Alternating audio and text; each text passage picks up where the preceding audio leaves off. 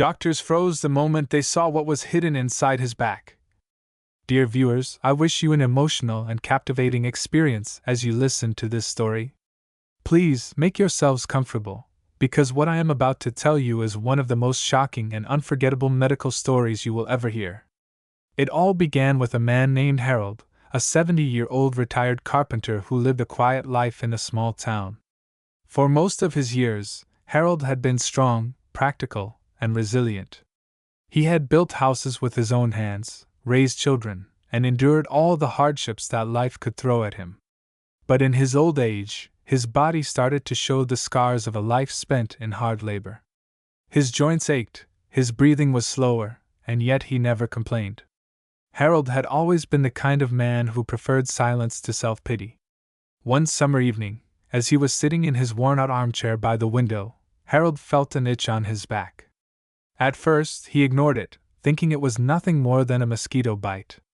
But when he reached back to scratch, his fingers brushed against something unusual, something hard and round, pressing beneath the skin near his shoulder blade. He frowned but shrugged it off. He was not the kind of man who ran to doctors over every little discomfort. Days turned into weeks, and the lump beneath his skin began to grow. At first, it was the size of a walnut, barely noticeable under his shirt. But by the time autumn leaves started to fall, the lump had swollen into a grotesque bulge, stretching the skin tight and purple. Harold's daughter, Emily, was the first to notice. One evening, as she visited to bring him dinner, she caught sight of the swelling as he leaned forward. "Dad, what is that on your back?" she asked in horror, her eyes wide. Harold waved her concern away. "It's nothing. Just a swollen gland. It'll go away on its own." But Emily was not convinced. Each time she visited, she saw her father growing weaker. He winced when he sat down, and his nights were restless with pain. Soon, even his neighbors noticed he walked more slowly, his frame bending as though the lump itself were pulling him down. Finally, Emily convinced him to see a doctor. The appointment was set in a small local clinic, where Dr. Lawson, a physician with decades of experience, examined Harold's back. The moment his eyes fell upon the lump, his calm expression shifted. He pressed gently around the swollen area, feeling the heat radiating from beneath the stretched skin. "This isn't something to ignore," Dr. Lawson said gravely. "You need immediate tests. This growth has developed too fast, and we must know what's inside." Harold sat in silence, his jaw clenched. He hated hospitals, hated the smell of antiseptic and the cold touch of steel instruments. But the look in his daughter's eyes forced him to nod. For the first time in his life, he felt fear gnaw at him. Within a week, Harold was admitted to the hospital. The swelling on his back had grown to the size of a small melon, and his skin was stretched so thin it looked ready to tear. Nurses whispered in the corridors, and some of them could not hide their shock when they saw him being wheeled into the examination room. The medical staff had seen many strange cases in their careers, but this was something that demanded every ounce of their attention. The tests were done, but the results were inconclusive. No one could say with certainty what had caused this monstrous growth. The decision was made to operate. Harold lay on the operating table, surrounded by bright surgical lamps and a team of surgeons. His daughter sat outside the theater, clutching her hands together in prayer, her face pale with worry. The first incision was made, and immediately the tension in the room thickened. Surgeons leaned closer, their gloved hands moving carefully as the skin parted. What they saw beneath was unlike anything they had prepared for. The operating room, usually filled with calm chatter and routine commands, went silent. The air grew heavy with disbelief. What they discovered inside Harold's back was something that none of them would forget for the rest of their lives. One of the younger nurses gasped and nearly dropped her instrument tray when the surgeons peeled back the layers of stretched skin. The lump was not filled with the kind of material they had expected. Instead of a simple abscess or a collection of fluid, the mass was dense, fibrous, and laced with swollen blood vessels that pulsed as if alive. The texture was shocking, tough in some areas, fragile in others, and as the scalpel cut deeper, strange odors filled the room, the sharp, metallic scent of blood mixing with something sour and rotten. Dr. Patel, the lead surgeon, steadied his breathing.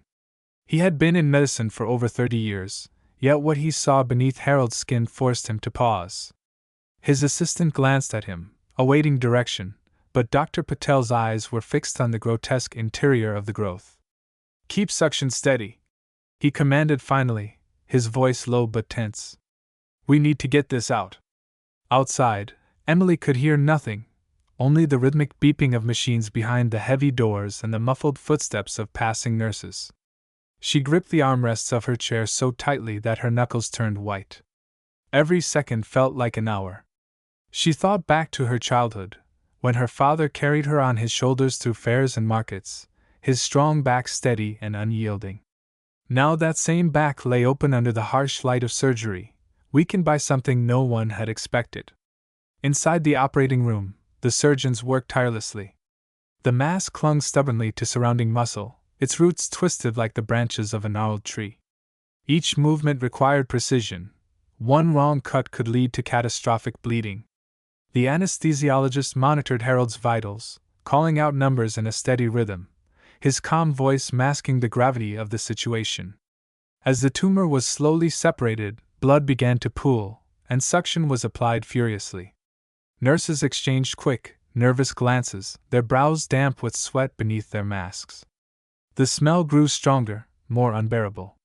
It was the kind of stench that told everyone in the room this was no ordinary growth.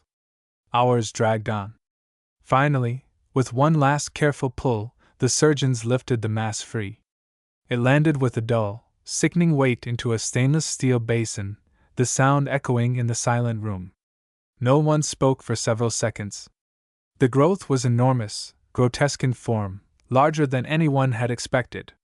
Its surface was irregular, riddled with dark veins and hardened patches that made it look almost inhuman. "Send it to pathology immediately," Dr. Patel ordered sharply, breaking the silence. The nurses hurried to comply, covering the mass and wheeling it away. For a moment, everyone simply stood still, staring at Harold's exposed back, now stitched with raw sutures and marked by the deep absence where the lump had once been. The surgeons had performed the procedure, but the questions were only beginning.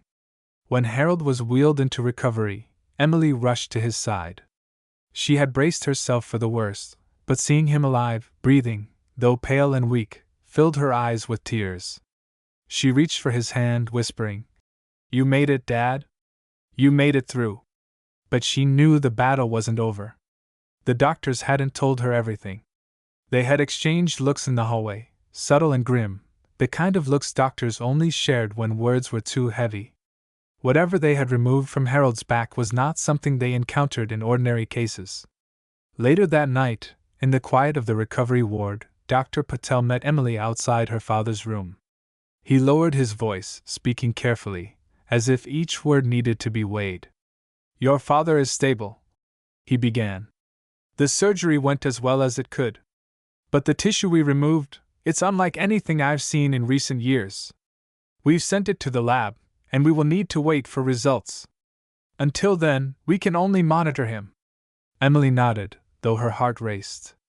She returned to her father's bedside, watching his chest rise and fall. Every breath he took felt like a gift. She gently brushed his hand with hers, whispering the same words she had said as a child when nightmares woke her. "I'm here. I won't leave you." But deep inside, Emily carried the same question that haunted every member of the medical team. What exactly had been growing inside Harold all these months, and why had it taken root in him so suddenly? Days passed, each one thick with tension. Harold lay in bed, recovering slowly, while Emily kept constant vigil. Nurses changed his bandages, adjusting the 4 drips, recording his vitals. The hospital corridor outside was filled with the usual sounds of life. Gurneys rolling, doors opening, faint voices, yet around Harold's room there was a silence, as if everyone sensed the weight of his case. Finally, the day came when Dr. Patel entered with a folder in his hands. His face was serious, and behind him, 2 other doctors followed. Emily rose quickly, her throat tight, her palms sweating. The truth was about to be revealed. Dr. Patel's footsteps echoed faintly in the quiet hospital corridor, as he approached Harold's room. He carried the folder pressed tightly against his chest, as if its contents could slip away if not held firmly. Emily felt her pulse thudding in her ears, her body frozen between hope and dread. The other two doctors behind him, a pathologist and a younger resident, looked equally tense, their faces carrying the weight of unspoken knowledge. When they entered, Harold was propped up slightly in bed, his face pale but alert. He tried to straighten as he saw his daughter's worried expression, but his strength failed him, and he leaned back against the pillows. The air seemed heavier the moment Dr. Patel sat down on the chair beside him. He opened the folder slowly, his eyes scanning the first page, though he clearly already knew the results by heart. "Harold," he began, his voice calm but weighted, "the mass we removed from your back was not like anything we typically see. The tissue analysis revealed a complex structure, not just a simple growth or infection. It had both fibrous and vascular components, which explains the rapid swelling and the pain you endured." Harold's brow furrowed, his hands resting weakly on the blanket. "Doctor," he said with a hoarse voice, "I don't understand. Was it cancer?" Emily's eyes filled with tears at the word, her grip tightening on her father's arm. She had been bracing herself for that exact answer, the single word that could shatter their lives. Dr. Patel shook his head, surprising both of them. "No, Harold. That's the strange part. The pathology showed no malignant cells. It wasn't cancer. But it also wasn't benign in the way we normally define it. The growth had invaded muscle tissue, clung to nerves, and fed on your blood supply like it was alive in its own way. We cannot explain why it formed or why it grew so aggressively. In all my years, I have rarely encountered something this unusual." Emily blinked in disbelief, relief mixed with confusion. "So, it's not cancer, but it's still dangerous?" "Yes," the younger resident interjected, his voice softer, almost apologetic. "It was dangerous because of its size and the way it infiltrated healthy tissue. If left untreated any longer, it could have crushed your father's spine or even ruptured internally. The surgery saved his life, but his recovery will not be easy." Harold let out a long breath, closing his eyes. He had faced danger before in his life, falling beams on construction sites, near accidents with heavy machinery, but never had he come this close to losing everything without even realizing it. His body, which had carried him through decades of hard work, had betrayed him quietly and cruelly. Emily leaned over, brushing his hand gently.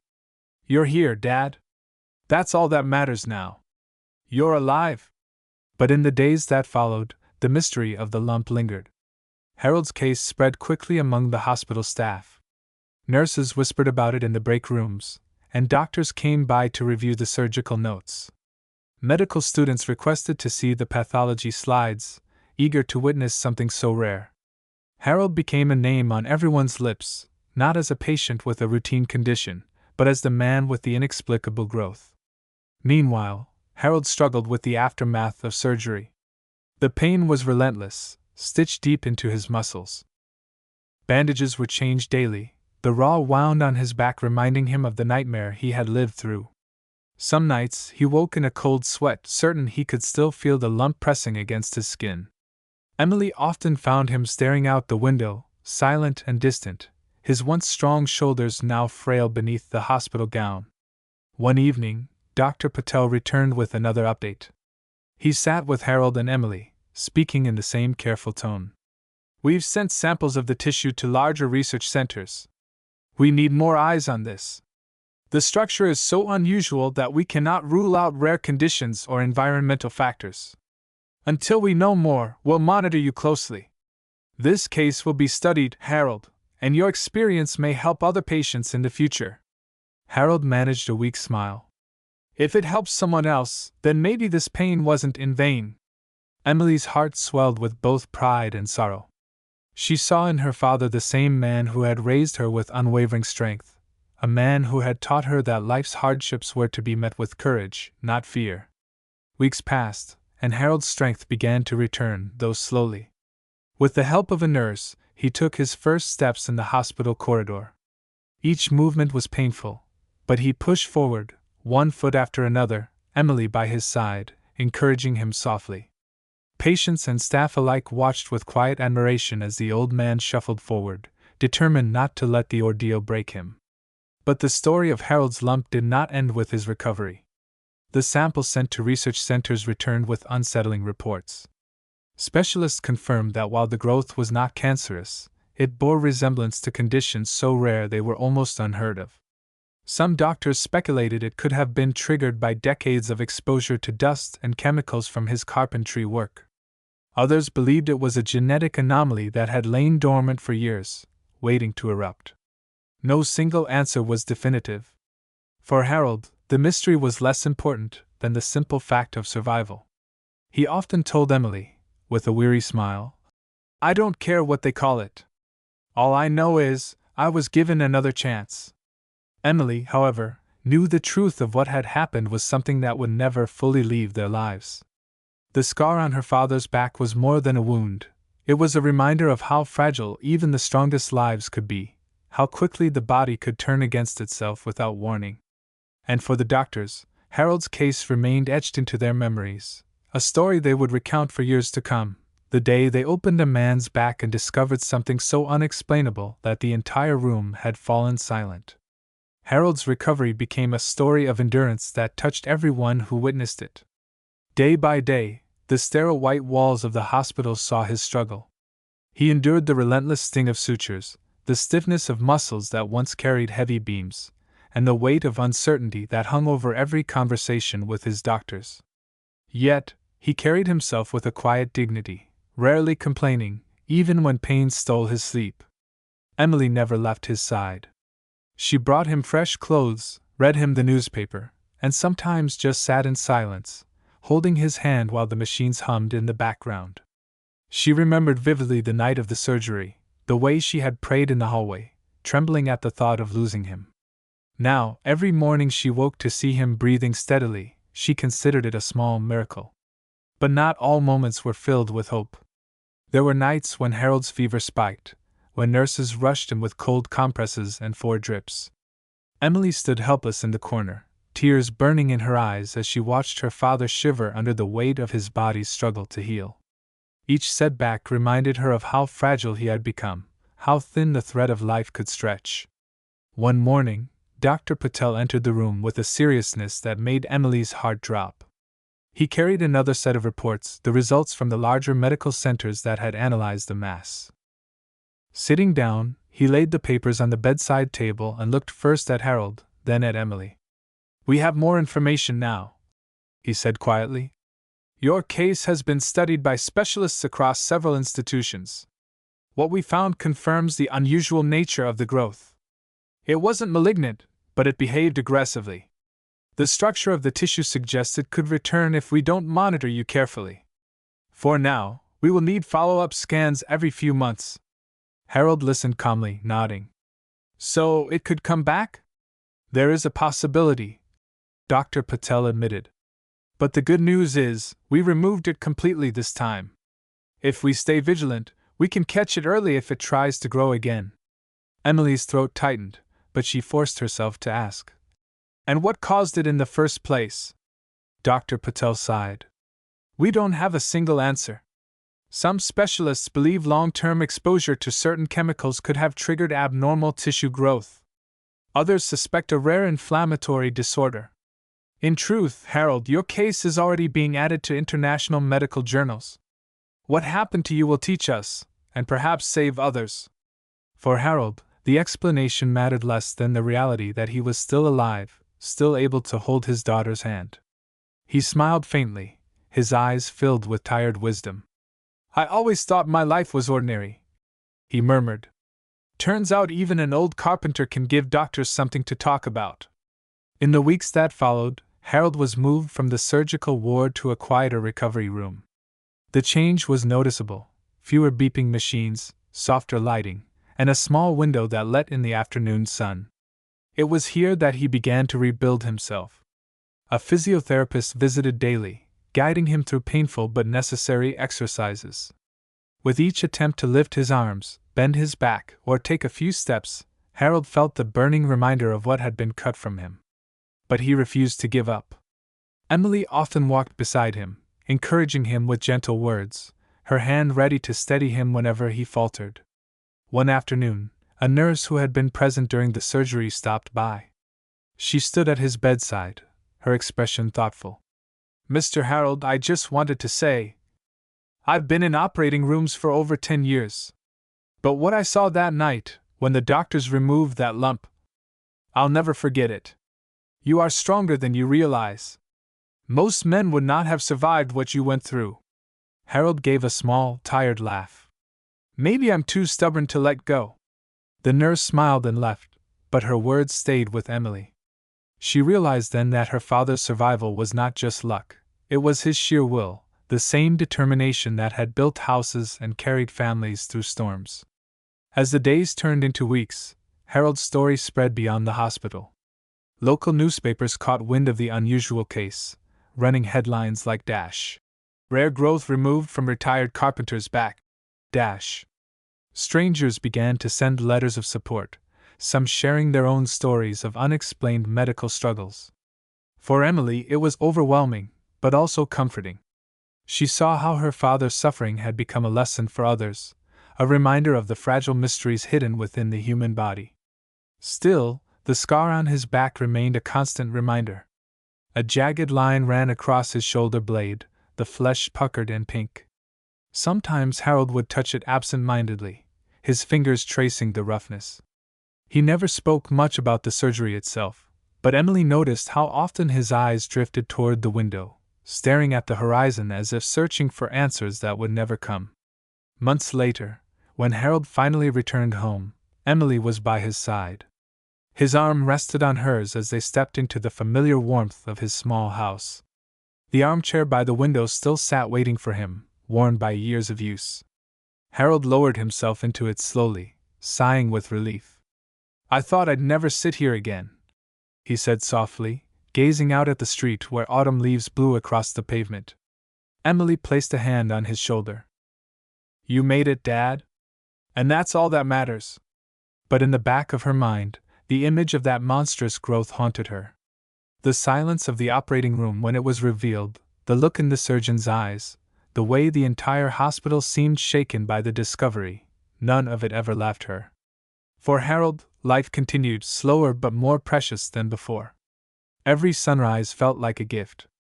Every breath reminded him of the thin line between ordinary days and the abyss of the unknown. And though doctors studied his case for months, perhaps years, no answer ever fully explained why it had chosen him. And that, Emily thought, was the most frightening part of all.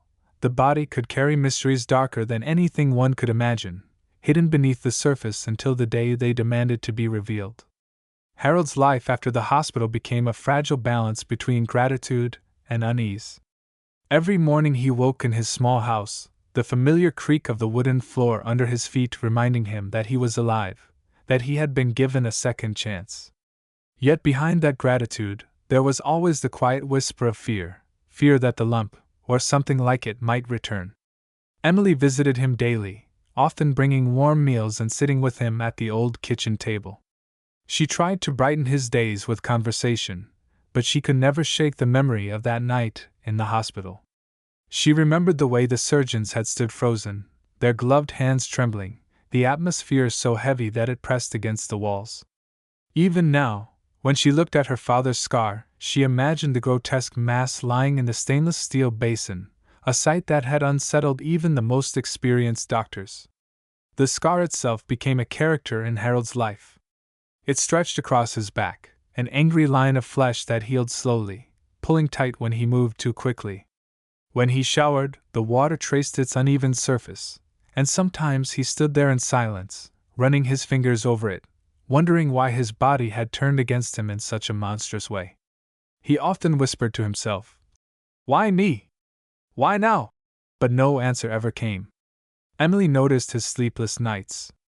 She would find him sitting by the window at odd hours, staring into the darkness. His shoulders, once broad and steady, now slumped forward, his frame thinner. Sometimes he admitted quietly, "It feels like it's still there, like I can still feel it pressing on me." The doctors reassured them that the surgery had been successful, but they insisted on regular follow-up visits. Each trip back to the hospital reopened the wound in Emily's heart. The sight of white coats, the smell of disinfectant, the echoing hallways, it all brought back the dread of the night she almost lost him. She accompanied him to every appointment, sitting beside him while the scans were taken, holding his hand when they awaited results. The medical team remained fascinated by his case.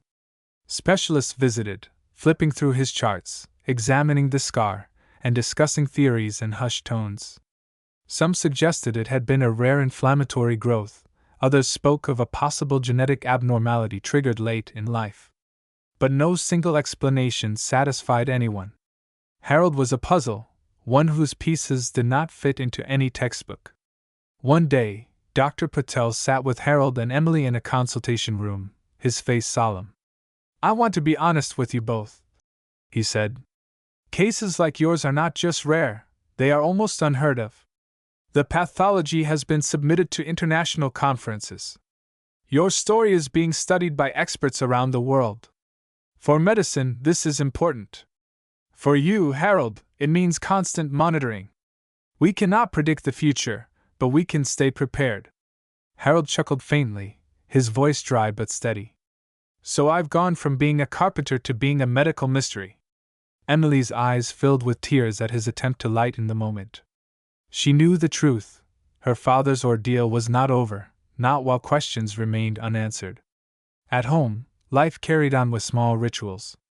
Emily brewed tea for her father each evening, and they sat together listening to the radio. Harold's neighbors often came by to check on him, some out of curiosity, others with genuine concern. They whispered about his survival, calling it a miracle, though Harold himself hated the word. To him, it wasn't a miracle, it was pain, endurance, and the hands of skilled surgeons who had refused to give up. Still, as weeks turned into months, Harold found moments of peace. He began to take short walks in the garden, the crisp air filling his lungs, his steps slow but steady. The scar on his back pulled with every movement, but he bore it with quiet acceptance. Emily often walked beside him, watching his profile against the fading light of the day. She knew every second spent with him now was precious, carved from the jaws of uncertainty. Yet, even as time passed, the memory of what had been pulled from his body never left them. It hovered in the background of every conversation, every shared smile, every quiet night. The grotesque lump had been removed, but the shadow it cast remained, invisible but unshakable. Harold sometimes said, in moments of reflection, "The body hides secrets, Emily. We think we know ourselves, but we don't. Not until something like this happens. I carried that thing for months without realizing how much it was changing me." Emily squeezed his hand whenever he spoke like that, her eyes glistening. "You carried it, Dad, but you fought it. And you're still here. That's what matters." The story of Harold's battle spread far beyond their town. Newspapers followed up with his progress, and even television crews requested interviews. But Harold always refused. He did not want to be a spectacle. To him, the story was not about fame or attention. It was about survival, about the thin line between life and death that he had walked with every step until the surgeons saved him. And though he never admitted it to Emily, at night when the house was quiet, Harold often pressed his hand against the scar on his back, whispering to himself, "What if it comes back?" Winter settled in over the small town, wrapping the streets in silence and snow. Inside Harold's home, the crackle of the old heater filled the evenings, and the faint scent of wood polish clung to the furniture he had built with his own hands decades ago. Life moved slowly, but beneath that calm surface, an unspoken tension lived in every corner. The scar on Harold's back, though healed on the outside, still ached deeply when the cold bit through his skin. He never mentioned it to Emily, but she noticed the way he winced when rising from his chair or reaching for something high on the shelf. Emily continued her daily visits, often staying long into the night. She would bring soup, clean the kitchen, fold laundry, and most importantly, watch her father carefully for signs of change. Every shadow beneath his eyes, every moment of lost breath, sent her heart racing. She could never forget the fear of that operating room, the weight of not knowing whether he would return to her alive. One morning, Harold had a routine checkup scheduled. Emily insisted on driving him to the hospital despite his protests. "I've been walking just fine," he grumbled, wrapping his scarf around his neck. But Emily's determination was stronger than his pride. "I don't care, Dad. I'm not taking any chances." At the hospital, the staff greeted Harold with familiarity. His case had become something of a legend within those halls. Doctors, nurses, even trainees nodded respectfully as he passed, some whispering quietly after he walked by. He was not just another patient.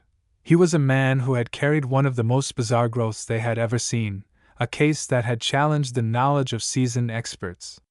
In the examination room, Dr. Patel reviewed the latest scans.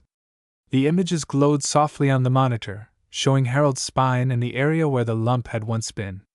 Emily sat close, her hands clenched together in her lap, unable to breathe until the doctor spoke. "There's no sign of recurrence," Dr. Patel finally said, his tone even but relieved. "The tissue looks clean. The surgery has held. You are healing." Emily let out a shaky breath, tears filling her eyes. Harold, however, only gave a small nod. "So it's gone, then?"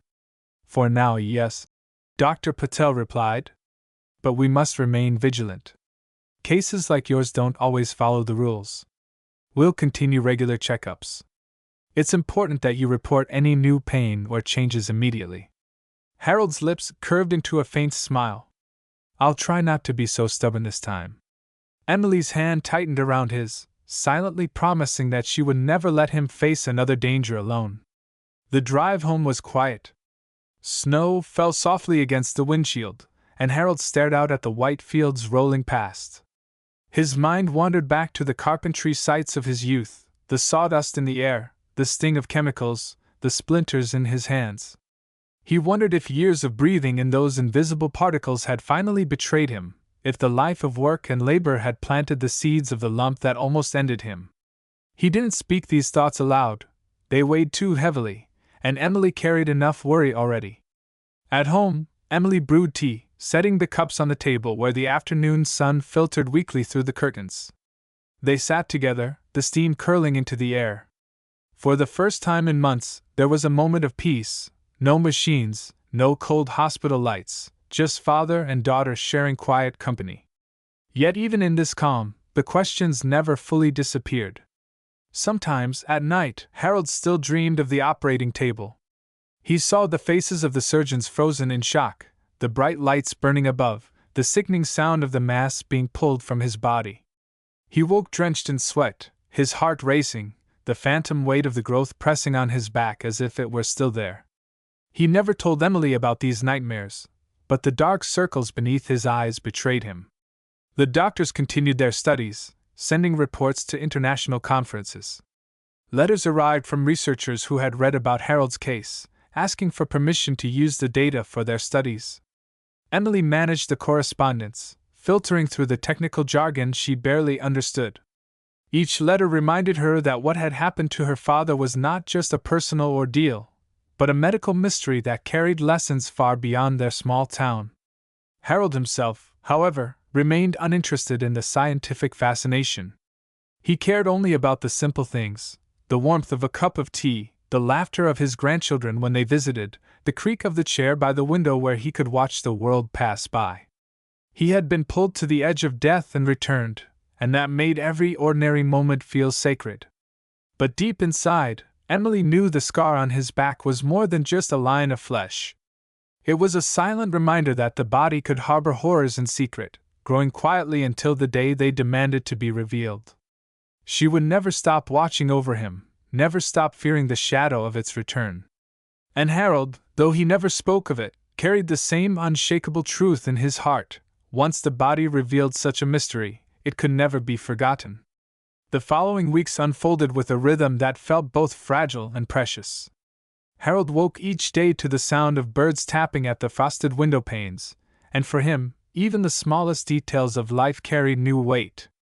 He noticed the way sunlight fell across the wooden floorboards he had laid decades ago, the creak of the old kettle on the stove, the comforting scent of Emily's cooking when she arrived in the afternoons.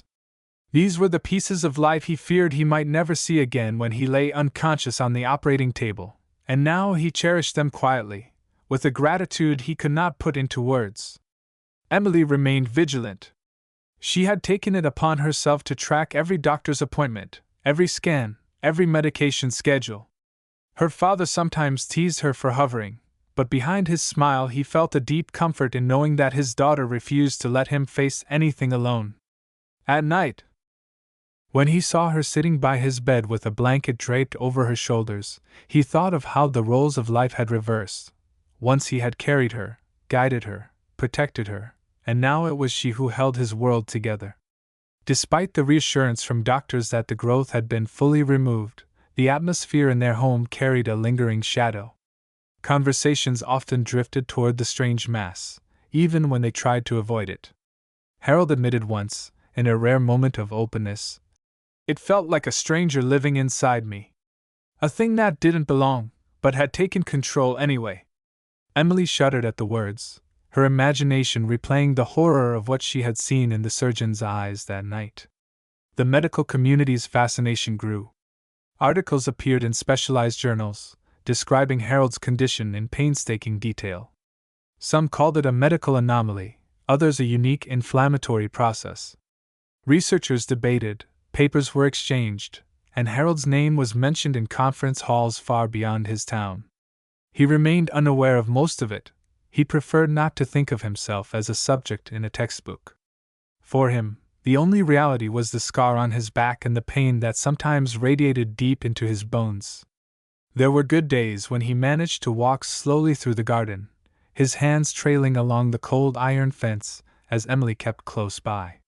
He would pause to breathe the winter air, each inhale a reminder of survival. There were also bad days when the ache was so sharp that he could hardly rise from bed, when the memory of the lump seemed to press against his skin once more. One bitterly cold evening, Emily sat with him by the fireplace. The flames flickered across his tired face, highlighting the wrinkles carved by years of work and the ordeal of the past months. She asked him quietly, "Do you ever think about why it happened to you?" Harold stared into the fire for a long time before answering. "All my life, I worked with wood, sawdust, varnish, glue. I breathed it all in. Maybe my body was storing secrets all those years, until it couldn't hold them anymore. Or maybe it was just chance. Either way, I don't think we'll ever truly know." His words carried a heavy truth that settled into Emily's heart. She realized that not all mysteries were meant to be solved, that sometimes survival itself was the only answer one could cling to. Weeks turned to months, and slowly Harold regained fragments of his strength. Physiotherapists encouraged him to push further, to regain mobility in his shoulders and back. Each exercise was painful, but Harold endured, his jaw clenched, his hands gripping the parallel bars as Emily cheered softly from the side. Other patients in the rehabilitation ward often paused to watch, their own struggles momentarily forgotten as they saw the old man pushing forward despite the scar that cut across his back. At night, however, the darkness brought memories he could not escape. He dreamed of the operating room, the blinding lights, the surgeons frozen in disbelief. He dreamed of the dull weight of the mass as it was lifted from his body, the silence that followed, the smell that hung in the air. Sometimes he woke gasping, his hand clutching at the scar as if expecting to feel the lump still pressing outward. Emily often found him sitting upright, drenched in sweat, his eyes haunted. She never scolded him for hiding the nightmares, she simply brought him water, sat beside him, and let her presence remind him that he was not alone. Through it all, Harold remained a figure of quiet resilience. He did not complain, even when pain gnawed at him. He did not curse fate, though he had every reason to. Instead, he accepted what had happened as another chapter in a long life marked by labor and endurance. "The body is fragile," he told Emily one afternoon as they sat watching the snow melt into the early signs of spring. "But the will to keep going, that's stronger than we think." Emily looked at him, her eyes filled with both pride and sorrow. She knew the truth. Her father had been changed forever, not just by the surgery, but by the knowledge that his own body had once betrayed him with such a terrifying secret. And though the lump was gone, Its shadow remained, etched not only into the scar on his back but into every quiet moment they shared. The story of Harold and the growth that almost took his life would never fully fade. For the doctors, it became a case study. For the hospital staff, it was a memory whispered in break rooms. For Emily, it was a wound she carried in her heart. And for Harold, it was a reminder that life was not promised, that health could vanish without warning, and that every sunrise was a gift carved out of the unknown.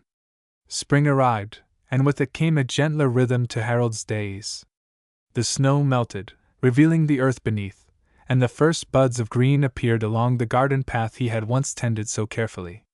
He walked outside more often now, each step deliberate, his cane tapping lightly against the stones. Emily followed close behind, watching with the same nervous vigilance she had carried since the surgery. Every stumble, every pause to catch his breath made her heart skip, but Harold would simply smile and wave her off. "Don't fuss, girl," he would say, though his eyes betrayed the effort it took just to stand tall. The townspeople had not forgotten what happened. Neighbors came to visit, bringing casseroles and fresh bread, sometimes just standing at the doorway to ask how he was doing. Many of them whispered about his ordeal, calling it a miracle that he had survived. Harold never liked the word miracle. To him, it felt as if it erased the reality of what had been endured, the sharp knives, the smell of blood, the sweat on the doctor's brows, and his own body fighting to hold on. He preferred to call it what it was: survival, carved by skill, determination, and the stubborn will not to give in. Despite the progress, shadows lingered in Harold's mind. At night, when Emily thought he slept, he often lay awake, staring at the ceiling, his fingers tracing the jagged scar on his back. The flesh was tight and uneven, a permanent reminder of the monstrous thing that had grown inside him. Sometimes he whispered to himself in the dark, "It's gone! It's gone!" But no matter how many times he repeated the words, he could never quite silence the dread that it might return. Emily noticed his silence. She tried to fill their evenings with stories, memories of her childhood, laughter about the neighbors' quirks, even readings from the newspaper. But often Harold drifted into his own thoughts, his eyes clouded. One evening she finally asked, "What is it you think about, Dad?" Harold hesitated, then answered softly, "I keep seeing it, the look on their faces. Those surgeons. I've seen men fall from scaffolding, I've seen hands crushed by machinery, but I've never seen eyes like that. Fear. And they weren't afraid for themselves, they were afraid of what they saw in me." His words chilled Emily.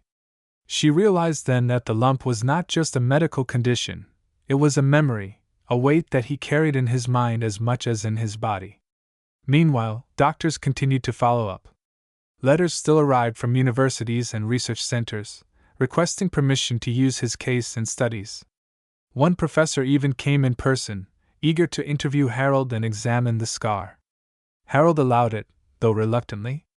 He sat shirtless in his armchair as the professor asked question after question, scribbling notes furiously.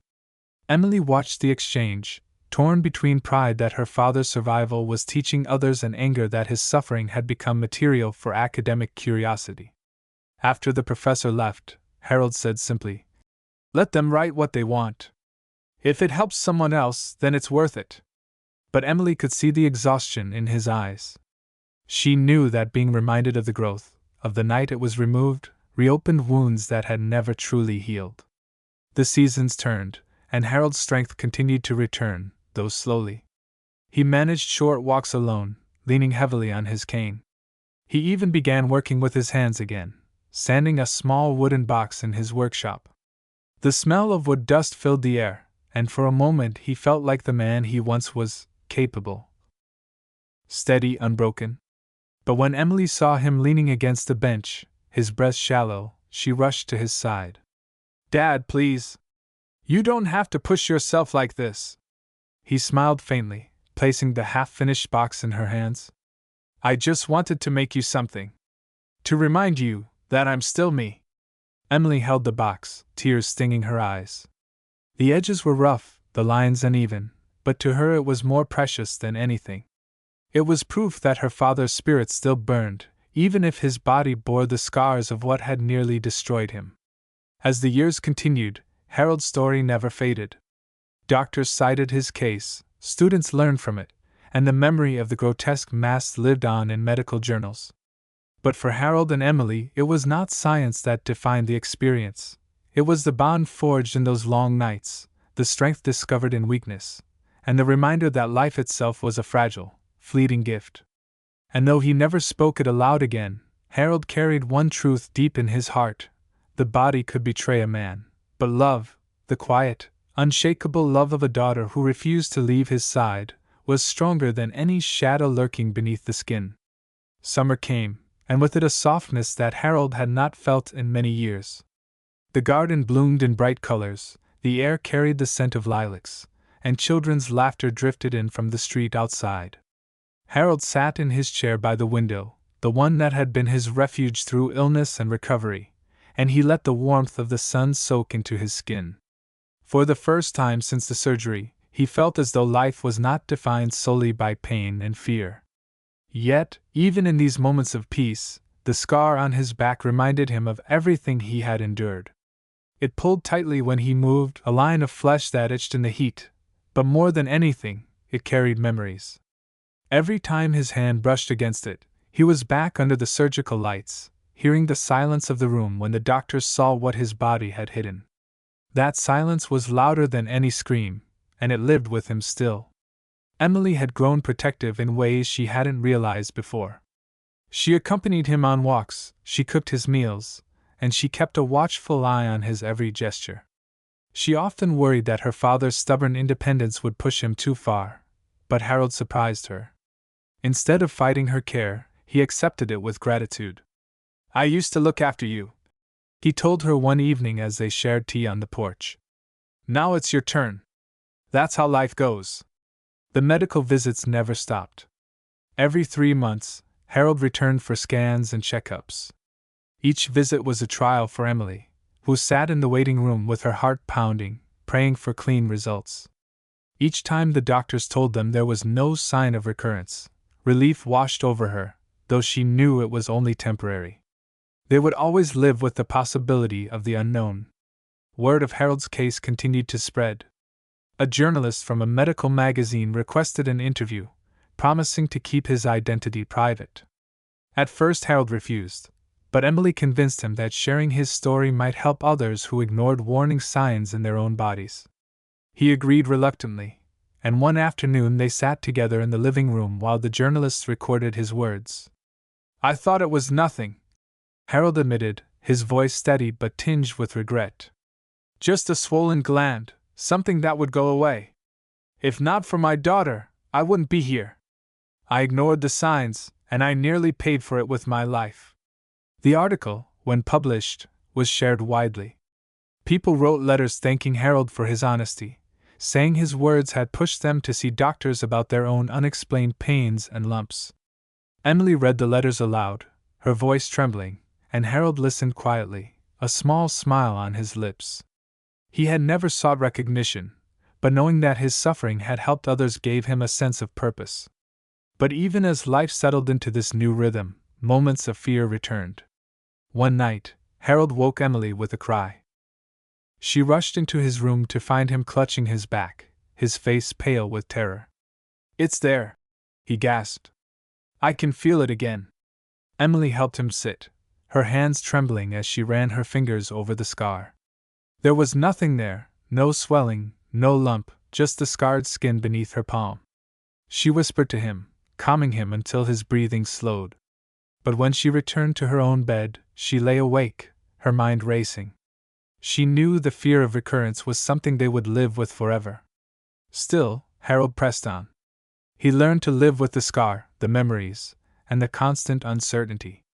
Each morning he rose slowly, dressed carefully, and made his way to the porch where he could watch the sunrise.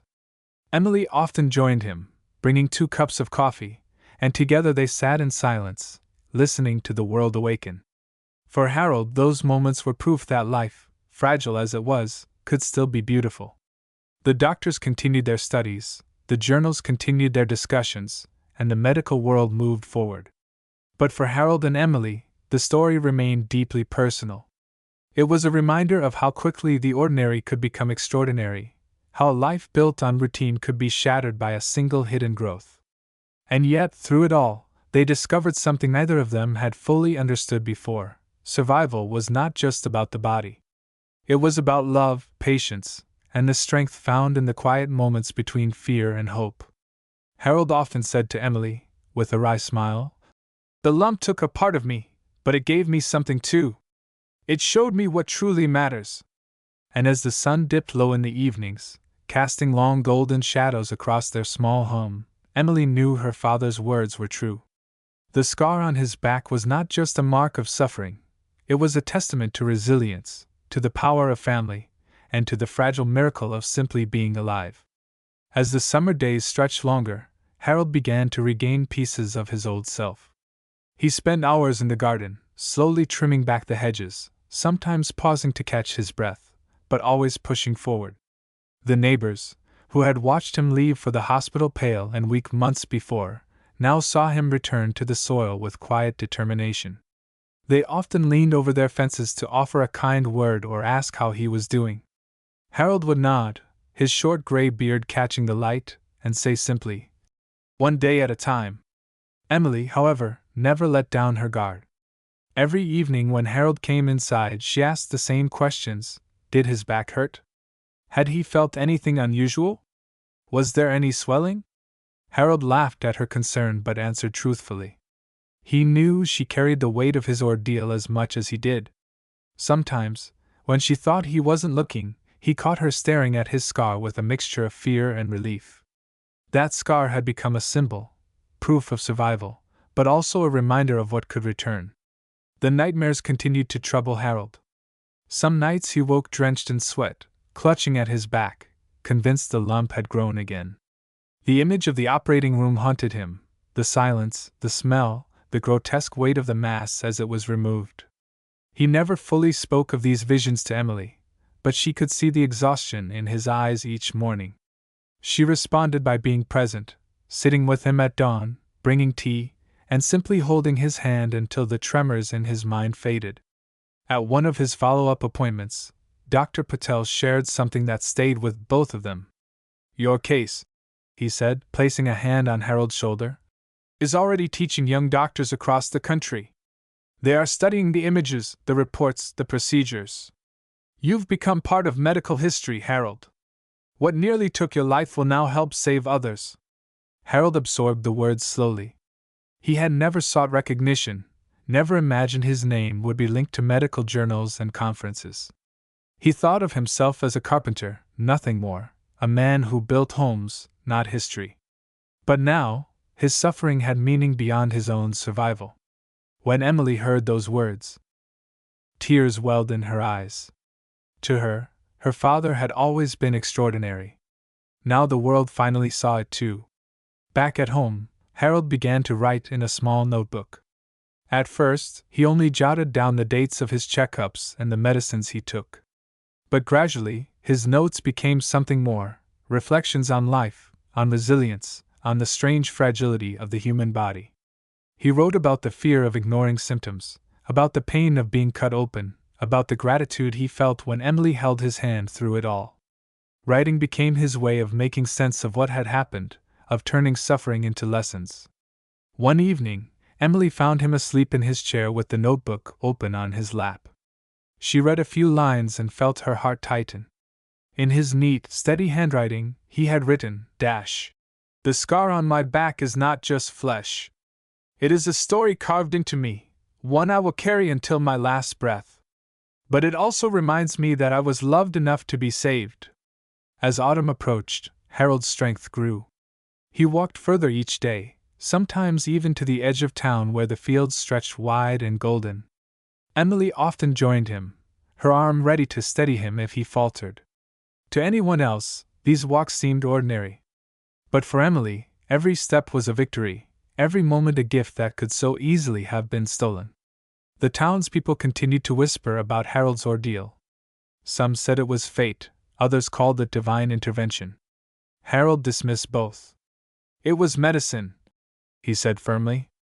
And it was my daughter refusing to give up on me. His humility only deepened the respect people felt for him. And so life went on, fragile yet precious. The scar remained, the nightmares lingered, and the fear of recurrence never fully faded. But woven through it all was a bond between father and daughter stronger than it had ever been. They had walked together through the darkest night, and though the shadow of the lump would always remain, they had found light on the other side. For Harold, every sunrise over the garden, every sip of tea on the porch, every quiet laugh with Emily was proof of something simple yet profound. Survival was not just a medical triumph. It was love, endurance, and the courage to keep moving forward even when the past tried to pull him back. The leaves began to turn, painting the streets with deep gold and crimson, and Harold found himself staring at the changing trees with a kind of wonder he hadn't felt in years. Each season now felt like a gift. The simple act of waking up to see another autumn was something he no longer took for granted. But with the beauty of autumn came another round of hospital visits. Emily insisted on driving him, her knuckles white on the steering wheel the whole way. She couldn't shake the dread that every skin might reveal the return of the nightmare. Harold, in his quiet way, tried to soothe her. "Even if it comes back," he told her, "we'll face it. We already proved we can." But inside, he shared the same fear. He had seen too much, felt too much, to ever truly believe it was gone forever. At the hospital, familiar faces greeted him. Nurses smiled kindly, doctors nodded, and younger staff whispered his name as though he were both patient and legend. His file had grown thick, filled with reports, scans, and surgical notes that were now studied by students far beyond their town. Dr. Patel met them with his usual calm but serious manner. He reviewed the latest scans, his eyes tracing the glowing images carefully. Finally, he looked up. "Still clean," he said. "No sign of regrowth. You're healing well, Harold." Emily exhaled in relief, her shoulders sagging as if a weight had lifted.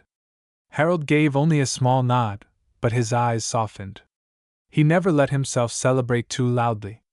He knew how fragile such news could be, how quickly fortune could shift. The months rolled on, and Harold's life regained a semblance of routine. He woke early, as he always had, making himself tea and sitting by the window. Sometimes he worked in his shed, shaping wood into simple boxes and shelves. His hands, though slower and stiffer, still carried the memory of decades of craftsmanship. Each finished piece gave him a sense of dignity, a reminder that he was more than his scar. Emily watched him closely, torn between admiration and worry. She marveled at his resilience, but she also knew how much pain lingered beneath the surface. She often caught him rubbing his back absent-mindedly, his fingers tracing the line of the scar as though it spoke to him in silence. One evening, as they sat together on the porch, Harold spoke softly, almost to himself. "That thing inside me, it was a reminder that we are never as safe as we think. The body holds secrets. Sometimes it reveals them too late." Emily turned to him, her throat tightening. "But you're still here, Dad. That's what matters." He gave her a faint smile. "Because you didn't let me ignore it. You saved me." The weight of his words stayed with her long after. She knew he was right. If she hadn't pushed him, if she hadn't insisted he see a doctor, he might not have lived to see another autumn, another porch sunset, another simple cup of tea. As the years shifted forward, Harold's case continued to ripple outward. More articles were written, conferences discussed the strange growth, and his medical file became a reference for future doctors. But in his home, far from the bright lights of medical halls, Harold lived quietly. He preferred the company of his daughter, the smell of wood shavings in his workshop, and the peace of knowing he had survived something most men would not. Yet, the nightmares never fully left him. In the quiet hours of the night, he still saw the frozen faces of the surgeons, the weight of the masks being lifted from his body, the silence that had fallen over the room. He carried those memories like invisible scars, deeper than the one on his back. Still, when the morning light came, he rose. He faced each day with the same steady will that had carried him through his years as a carpenter. He walked in his garden, tended his plants, and held his daughter's hand when she visited. And though fear lived with him always, so did something stronger, the stubborn resilience of a man who had stared into the abyss and chosen to keep living. For Emily, every day she spent with her father felt like borrowed time, precious and irreplaceable. She knew that no matter how many years passed, she would never forget the night she nearly lost him, the sight of the grotesque lump, the silence of the operating room. It was etched into her memory as deeply as his scar was etched into his back. And so they lived, father and daughter, under the shadow of what had been. Not in despair, but in a deeper appreciation of life's fragile beauty. For them, survival was no longer just a word, it was a story, a bond, and a reminder that even the darkest moments could not break the ties of love. Winter returned, and with it came the quiet hush that blanketed Harold's small town in white. The days grew shorter, the nights longer, and the cold pressed hard against the windows of his little house. Harold felt the weight of his years more than ever. His steps slowed, his hands trembled when he held his teacup, and his back ached with a dull, constant throb. Still, each morning he rose, touched the scar on his back as though to remind himself of what he had endured, and whispered the same words. "I'm still here." Emily remained his constant companion. She came each day, bringing warmth to the house with her laughter, her care, and her unwavering presence. She cooked for him, kept the fire burning, and filled the rooms with the rhythm of life. More than once, Harold told her, "You are the reason I made it through." She always shook her head, but deep inside she knew it was true. One evening, as the snow fell softly outside, Harold sat with Emily by the fire. The light flickered across his face, highlighting the lines of age and the quiet wisdom in his eyes. He reached for her hand, his grip weak but steady.